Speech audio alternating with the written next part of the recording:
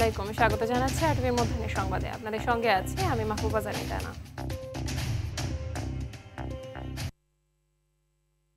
শুরুতেই ভারত পাকিস্তান যুদ্ধ প্রসঙ্গ। পাকিস্তানের বিভিন্ন স্থানে ক্ষেপণাস্ত্র হামলা চালিয়েছে ভারত। ভারতীয় গণমাধ্যম এনডিটিভির দাবি, এ হামলায় 70 জন নিহত হয়েছেন। যদিও ভারতের হামলায় 26 বেসামরিক নাগরিক নিহতের খবর জানিয়েছে পাকিস্তানের সামরিক বাহিনীর জনসংযোগ বিভাগ আইএসপিআর। অন্যদিকে পাকিস্তানের পাল্টা হামলায় নিহত হয়েছে 8 ভারতীয়। এদিকে এ ঘটনায় নিন্দা ও উদ্বেগ জানিয়েছেন যুক্তরাষ্ট্রের প্রেসিডেন্ট ডোনাল্ড ট্রাম্প এবং জাতিসংঘ মহাসচিব আন্তোনিও গুতেরেস। উভয় দেশের কাছ থেকে সর্বোচ্চ মাত্রার সংযত আচরণের আহ্বান জানিয়েছেন তিনি। ইমতিয়াজ আহমেদের রিপোর্ট।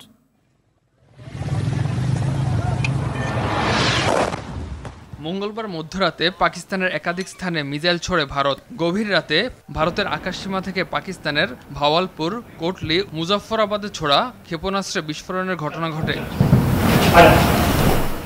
পাকিস্তানের সামরিক বাহিনীর জনসংযোগ বিভাগ আইএসপিআর এর তরফে রাতের আধারের হামলাকে কাপুরুষোচিত ও উস্কানিমূলক বলে উল্লেখ করা হয়েছে। রাতের আধারে পাকিস্তানে ভারতের এ হামলা ছিল কাপুরুষোচিত।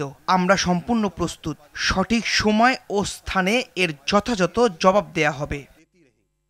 জবাবে তাৎক্ষণিকভাবে নয়াদিল্লির বিরুদ্ধে পাল্টা হামলা চালায় ইসলামাবাদ। এতে ভারতের 5টি যুদ্ধবিমান ভূপাতিত করার দাবি জানিয়েছে দেশটি। এছাড়া কয়েকজন ভারতীয় সেনাকে যুদ্ধবন্দী হিসেবে আটকের কথাও জানায় পাকিস্তানের প্রতিরক্ষামন্ত্রী খাজা আসিফ। ভারতকে বিশ্বাসঘাতক আখ্যা দিয়ে পাকিস্তানের প্রধানমন্ত্রী শেহবাজ শরীফ জানান, পাকিস্তানে চালানো এই ঘৃণ্য আগ্রাসনমূলক পদক্ষেপের কারণে ভারতকে কোনো ধরনের ছাড় দেওয়া হবে না।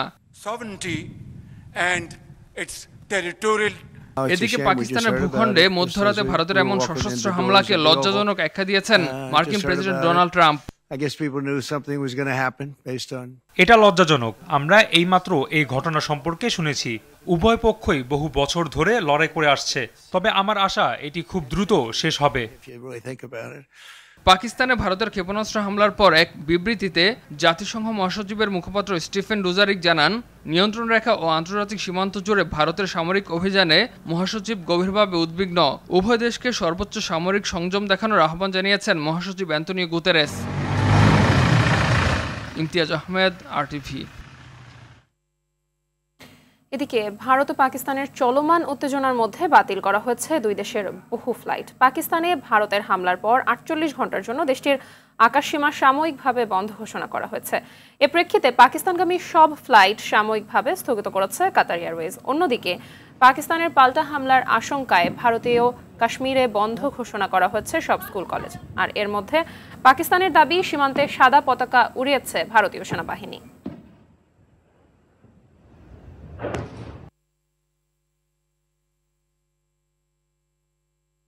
দর্শক, ভারত পাকিস্তানের চলমান উত্তেজনা নিয়ে ভারতের দিল্লি থেকে আমাদের সঙ্গে সরাসরি যোগ দিচ্ছেন বিশ্লেষক দেবেন্দর সিং।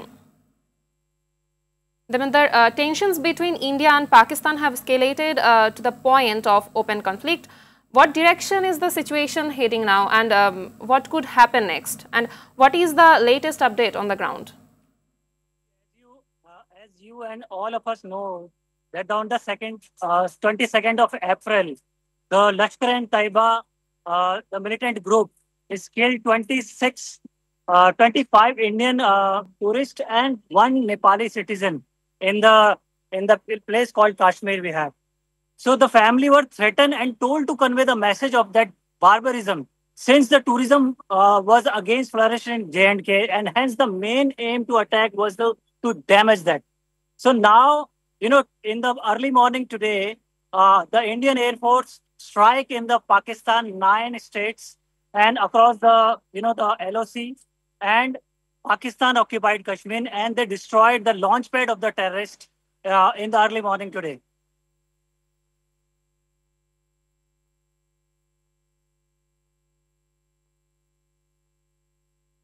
ভারত পাকিস্তান যুদ্ধে দেশের অর্থনীতিতে কোনো প্রভাব পড়বে কিনা, এমন প্রশ্নের জবাবে কোনো উত্তর দেননি বাণিজ্য উপদেষ্টা শেখ বশিরউদ্দিন।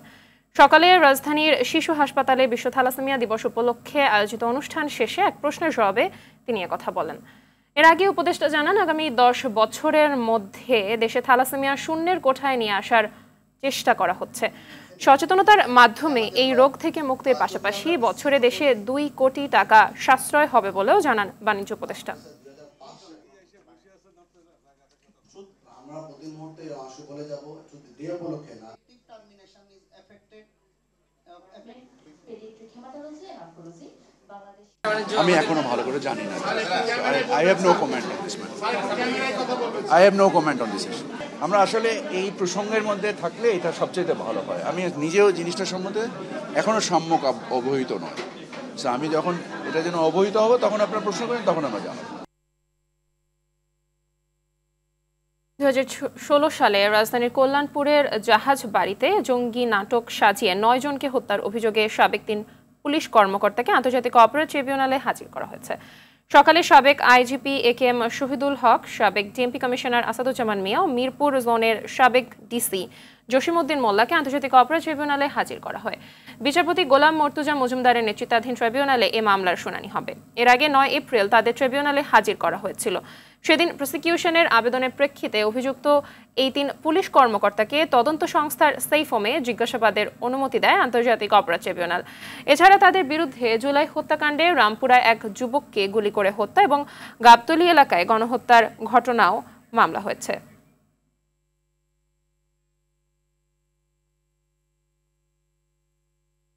দর্শক, এই মুহূর্তে আন্তর্জাতিক অপরাধ ট্রাইব্যুনাল থেকে সরাসরি যোগ দিচ্ছেন সহকর্মী জিয়াম মাহমুদ। মাহমুদ, ট্রাইব্যুনালে আজকের শুনানি নিয়ে কি তথ্য আছে আপনার কাছে, বিস্তারিত জানাবেন।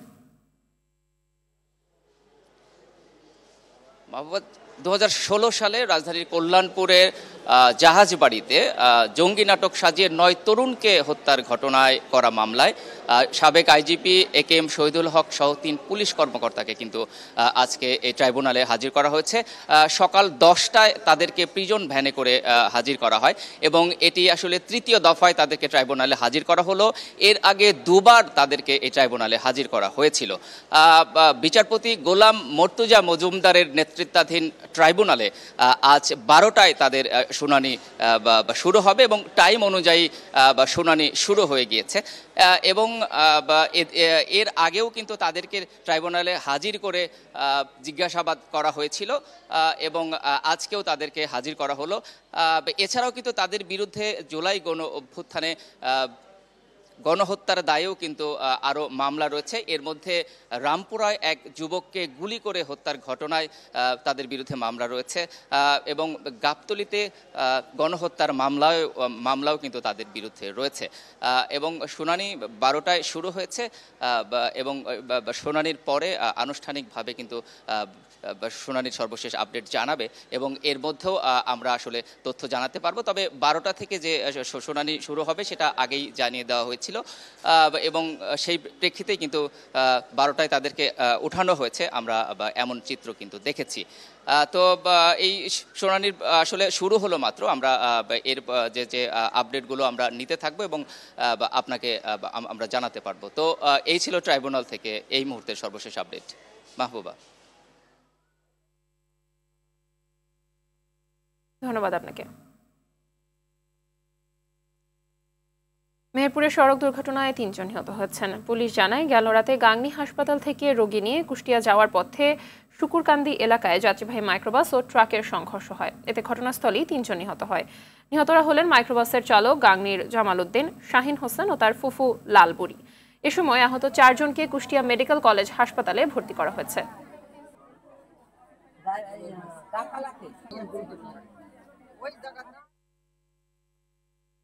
আন্তর্জাতিক প্রসঙ্গ, কানাডা কখনোই বিক্রির জন্য নয়, এ মন্তব্য করেছেন কানাডার প্রধানমন্ত্রী মার্ক কার্নি। স্থানীয় সময় মঙ্গলবার নতুন করে কানাডার প্রধানমন্ত্রী মার্ক কার্নির সঙ্গে বৈঠকের সময় মার্কিন প্রেসিডেন্ট ডোনাল্ড ট্রাম্প কানাডাকে যুক্তরাষ্ট্রের 51তম অঙ্গরাজ্য হওয়ার সুবিধাগুলো কার্নির সামনে তুলে ধরলে তিনি কথা বলেন। তবে অংশীদারিত্বের মধ্যে সুযোগ সুবিধা আছে এবং কানাডা ও যুক্তরাষ্ট্র একসঙ্গে সে সম্পর্ক গড়ে তুলতে পারে বলে জানান মার্ক কার্নি। ট্রাম্প বিরোধী বার্তা দিয়ে কানাডা নির্বাচনে মার্ক কার্নির জয়ের পর এটি যুক্তরাষ্ট্রের প্রেসিডেন্টের সঙ্গে তার প্রথম বৈঠক।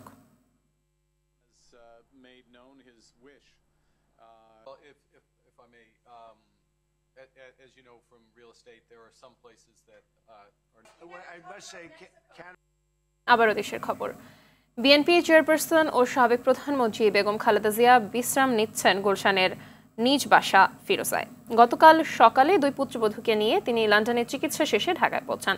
প্রয়াত আরাফাত রহমান কোকোর স্ত্রী শর্মিলা রহমান বেগম জিয়ার সঙ্গে থাকলেও ধানমন্ডিতে নিজ বাবার বাসা মাহবুব ভবনে অবস্থান করছেন আরেক পুত্রবধূ তারেক রহমানের স্ত্রী ডাক্তার জুবাইদা রহমান। এদিকে তাদের বাসভবনকে ঘিরে আগেই বাড়তি নিরাপত্তার ব্যবস্থা গ্রহণ করেছে আইনশৃঙ্খলা বাহিনী।